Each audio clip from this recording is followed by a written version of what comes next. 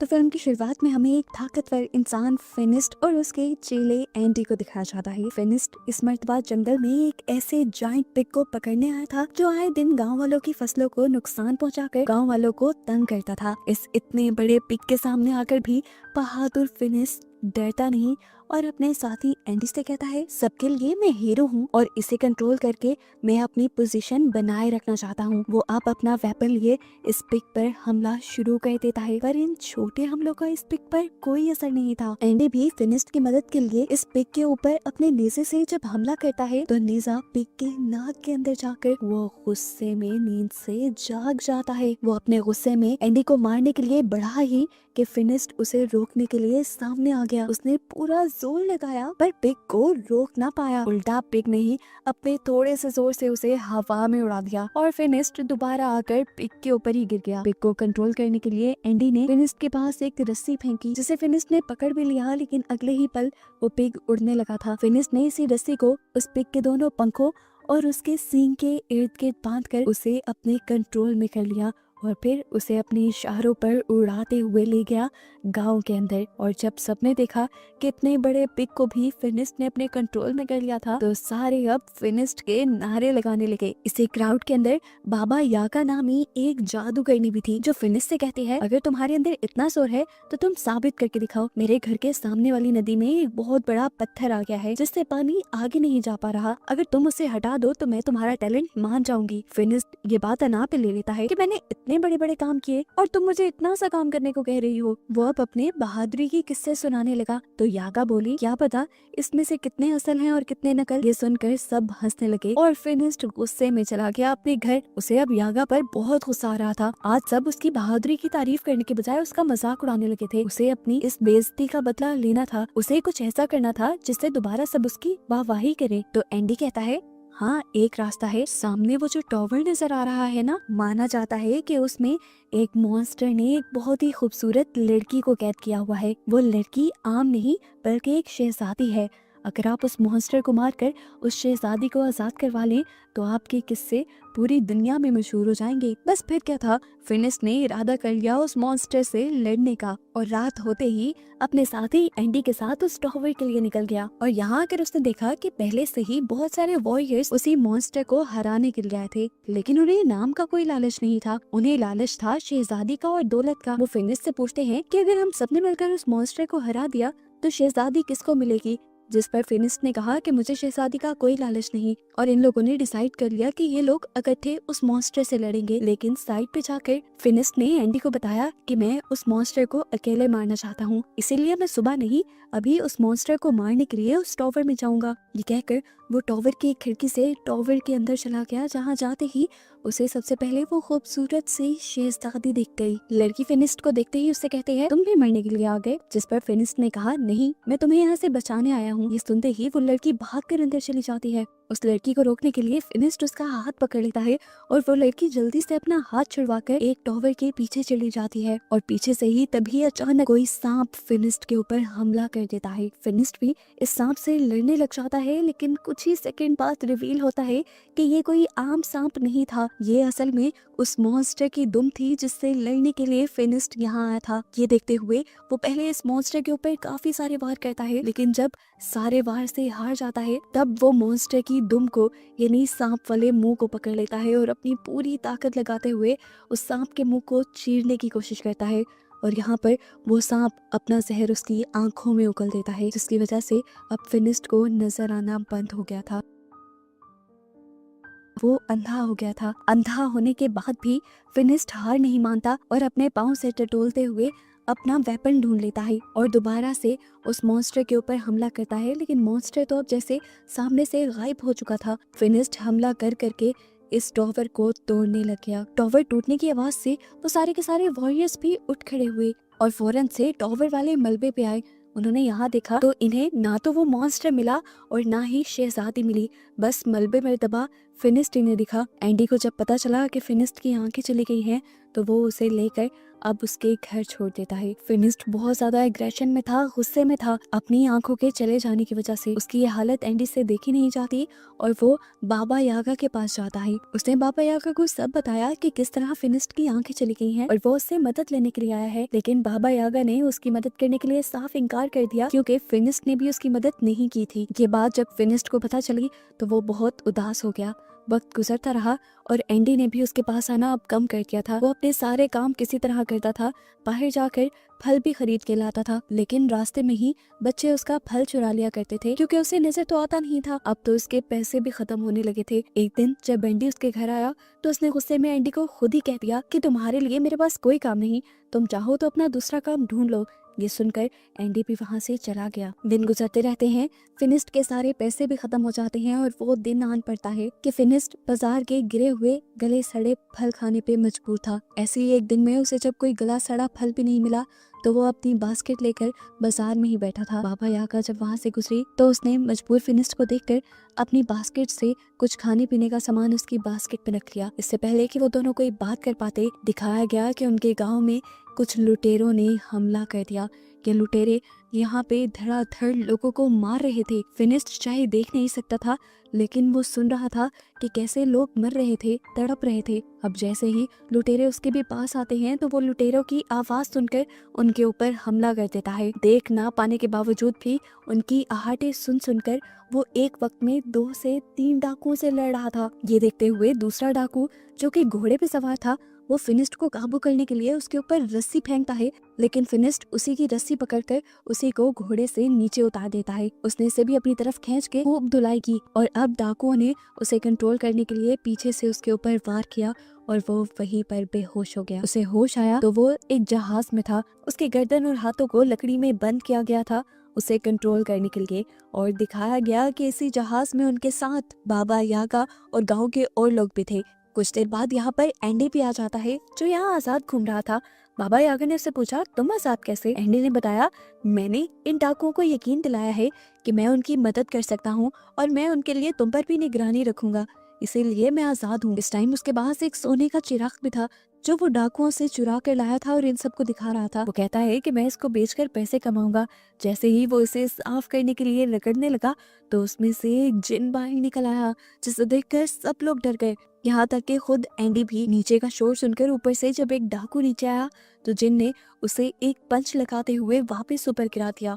इसके बाद चिराग का जिन जब एंडी के पास जाता है उससे उसकी ख्वाहिश पूछने के लिए तो एंडी उसे कहता है कि वापस चिराग के अंदर चले जाओ। जिनके वापस चिराग में जाते ही ऊपर से एक डाकू आकर एंडी के गले पे तलवार रखते हुए उससे अपना चिराग वापस ले लेता है। खैर कुछ देर बाद दिखाया जाता है कि ये लोग अरब पहुंच गए थे। डाकुओं ने अब इन सारे गुलामों को बेचने के लिए खड़ा कर दिया। वहाँ से एक नकाबपोश आदमी गुजरा जिसने बाबा यागा, एंडी और फिनिस्ट को खरीद लिया। वो इन्हें लेकर अपने महल आ गया जहाँ आकर ये लोग हैरान हो गए। इतने बड़े महल में रोबोट्स काम कर रहे थे और ये बहुत पुराना जमाना था। फिर उस अमीर आदमी ने अपने मुंह से नकाब हटाया और इन लोगों से कहा, हैरान मत हो, मैं एक साइंटिस्ट हूँ और ये रोबोट्स मैंने ही इन्वेंट किए हैं, मैंने ही बनाए हैं। मैंने और भी बहुत सारी ऐसी मशीन्स बनाई हैं जिनसे इंसानों का भला हो सके और उनका काम आसान हो सके।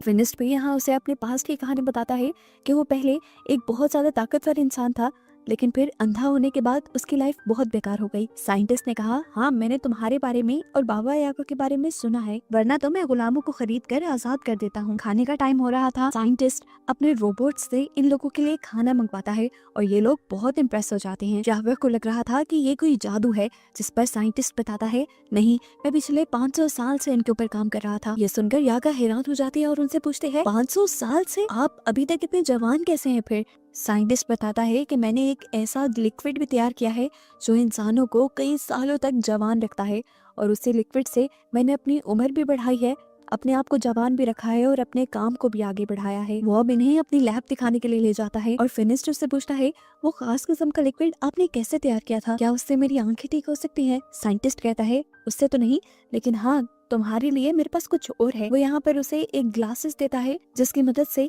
एकदम से सारा कुछ फिनिस्ट को नजर आने लग गया था। इससे वो बहुत ज्यादा खुश हुआ। साइंटिस्ट अब इन लोगों से कहता है साइंस के जरिए कुछ भी करना पॉसिबल है, और जो लोग जादू का इस्तेमाल करते हैं और जादुई चीजें इस्तेमाल करते हैं वो दुनिया को नुकसान पहुंचाते हैं, और उन नुकसान पहुंचाने वाली चीजों को खत्म करने के लिए भी मैंने एक मशीन बनाई है। उनका एग्जाम्पल देने के लिए वो अब वो चिराग निकाल लेता है जो उसने लुटेरों से खरीदा था।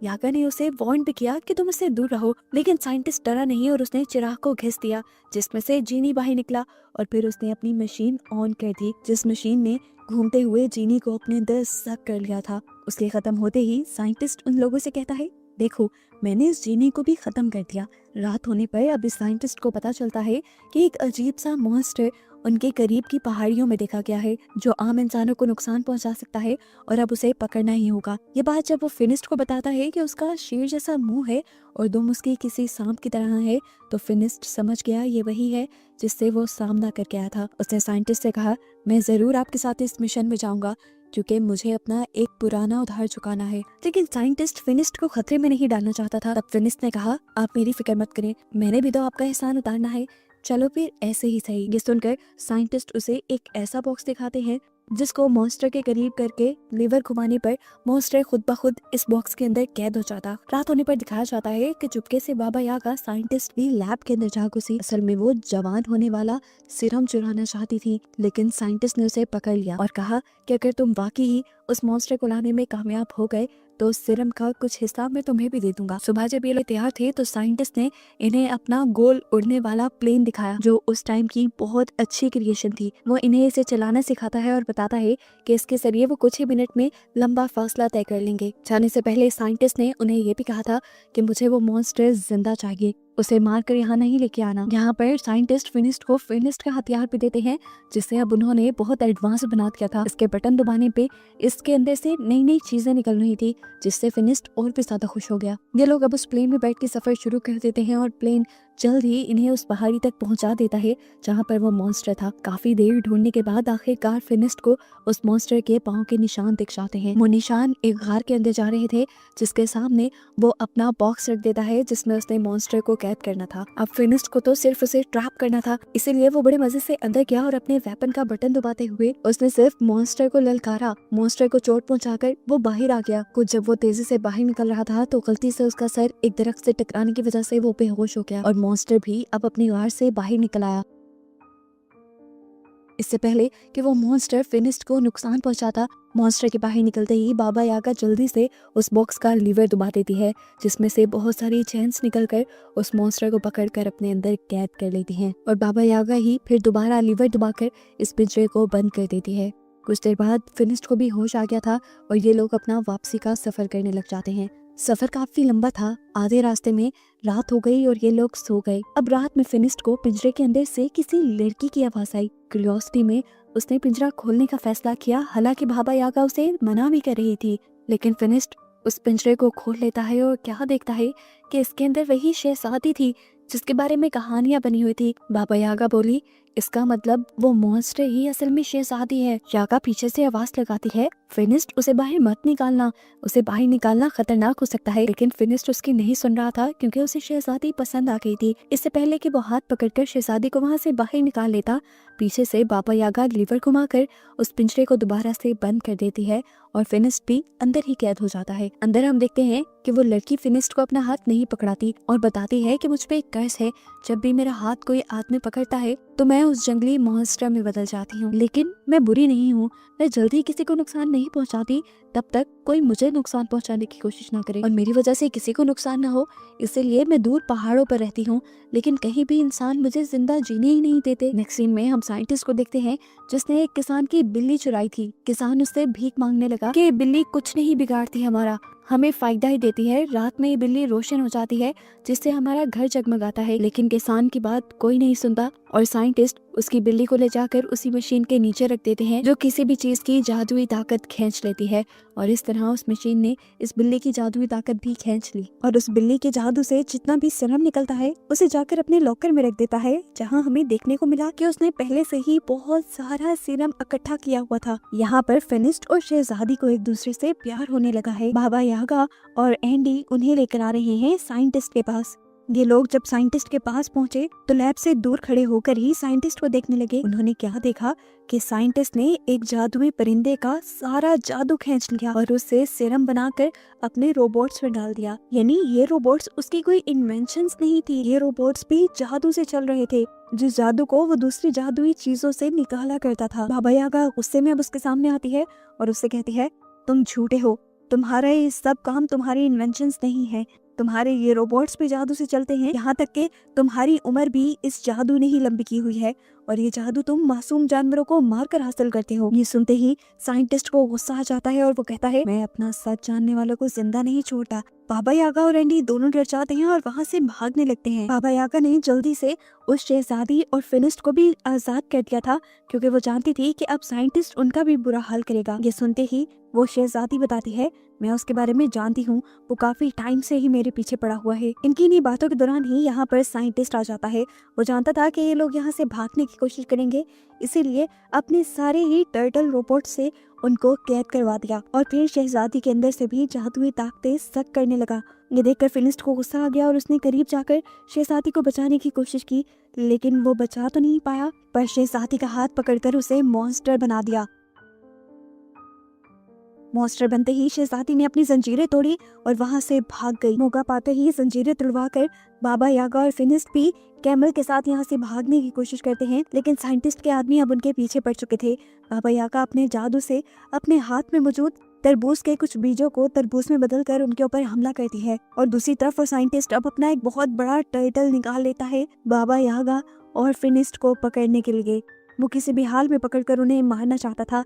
हालांकि एंडी ने उसे कहा भी कि जितना जादुई सीरम आपके पास है वो काफी नहीं है, लेकिन उसने बात नहीं मानी। वो बड़ा सा टर्टल उसका जैसे ही महल में निकला था तो पूरा महल टूट गया था। तेजी से वो कंट्रोल करते हुए उसे फिनिस्ट और यागा की तरफ बढ़ता है, लेकिन यागा और फिनिस्ट आगे भागने लग जाते हैं। तब वो अपने तोप के गोलों से उनके ऊपर हमला करवा देता है। ये देखते हुए कि खतरा बढ़ गया है, फिनिस्ट यागा से कहता है, तुम उसका ध्यान भटकाओ, मैं उसके ऊपर चढ़कर उसको उल्टा करने की कोशिश करता हूँ क्योंकि मैं जानता हूँ उसकी ये सारी चीजें उल्टा होने पर काम नहीं करती। फिनिस्ट के कहने पर यागा उस टैंक के सामने आ जाती है और साइंटिस्ट अपनी इस टैंक के अंदर लगी हुई ही जादू सक करने वाली मशीन से बाबा यागा के अंदर का भी जादू सक करने लग जाता है। जादू सक होने की वजह से बाबा यागा बूढ़ी दिखने लगी थी और ये देखते हुए फिनिस्ट को काफी तरस आया। लेकिन खैर जितनी देर में बाबा यागा ने साइंटिस्ट का ध्यान भटकाया हुआ था, फिनिस्ट भी उसके टर्टल के ऊपर चढ़ गया और ये चीज साइंटिस्ट ने जैसे ही नोटिस की तो उसने टर्टल के टेंटिकल्स निकालकर फिनिस्ट को अपने ऊपर से गिराने की कोशिश की।